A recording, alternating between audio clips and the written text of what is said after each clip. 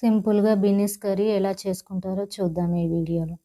ముందుగా స్టవ్ వెలిగించుకొని గిన్నె పెట్టుకొని 2 టేబుల్ స్పూన్ల ఆయిల్ వేసుకుందాం. అందులో జీలకర్ర, కొద్దిగా కట్ చేసి పెట్టుకున్న ఉల్లిపాయలు వేసుకొని బాగా కలుపుకుందాం.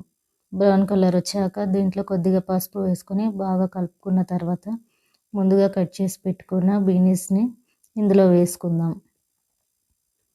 మొత్తం ఇందులో వేసుకొని బాగా ఒకసారి కలుపుకుందాం. కలుపుకున్న తర్వాత కొద్దిగా సాల్ట్ వేసుకుందాం. మళ్ళీ ఒకసారి కలుపుకొని టమాటో ముక్కల్ని కూడా వేసుకొని మగ్గనిద్దాం కొద్దిసేపు.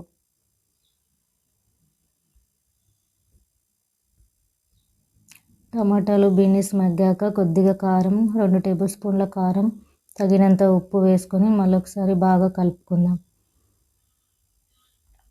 ఇలా కలుపుకున్న బీనీస్ టమాటా ముక్కలు సాఫ్ట్ అయ్యేంత వరకు కలుపుకున్న తర్వాత కొద్దిగా కొత్తిమీర వేసుకుందాం. వేసుకొని బాగా ఒకసారి కలుపుకుంటే సింపుల్గా చేసుకునే బీనీస్ కర్రీ అయితే రెడీ అయిపోయినట్టే. ఈ వీడియో నచ్చితే లైక్ చేయండి, సబ్స్క్రైబ్ చేసుకోండి.